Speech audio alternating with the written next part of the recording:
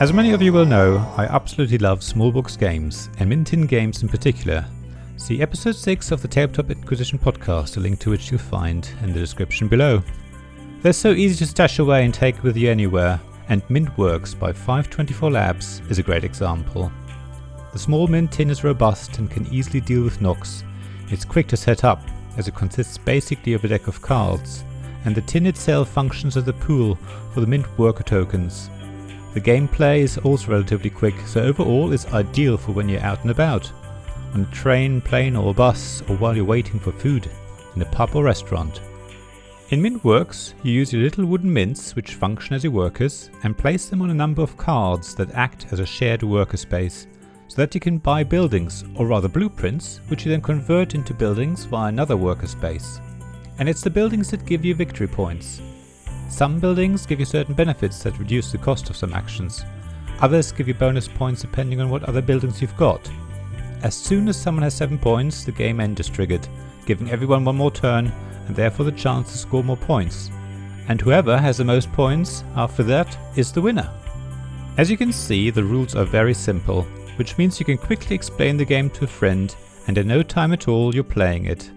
Each turn is also very quick, as there are only so many actions you can actually take, meaning the analysis paralysis is pretty much ruled out. The game has space for conversation even as you take a turn, as your brain power isn't used up finding the optimal action. It is all effortless, which might be a turn-off for some people, but there's no getting around the fact that Mintworks is a light game. But that's not a bad thing. It means that you can easily play several games in quick succession and still have plenty of time to play a more complex game during your games night. There's also a solo mode, which is great and allows you to play a game or two during your commute to work, or maybe on an evening if you travel a lot and want to while away the time. I've not played the solo mode myself, so I don't know how well it works, but I do know that the game scales really well from 2 to 3 and 4 players. The setup of the shared worker spaces changes, meaning that you have to adjust your strategy slightly when you play with a different number of people.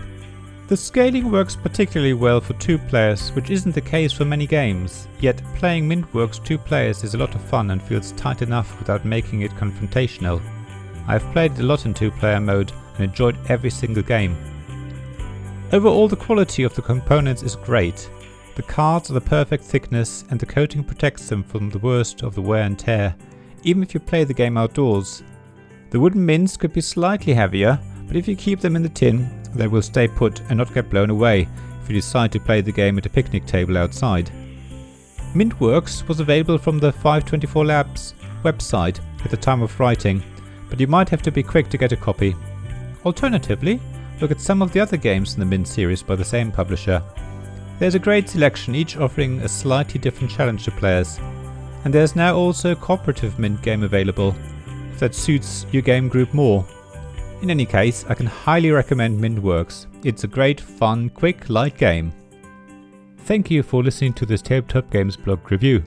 There's also a written version of it on my blog, links in the description of this podcast. There you'll also find links to my Ko-fi and Patreon pages if you want to support me financially. Other than that, please also like this podcast and subscribe to it.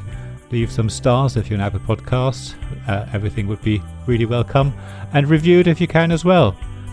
Other than that, tell your friends about it. And generally, I hope you join me again for another episode of Tabletop Games Blog Review.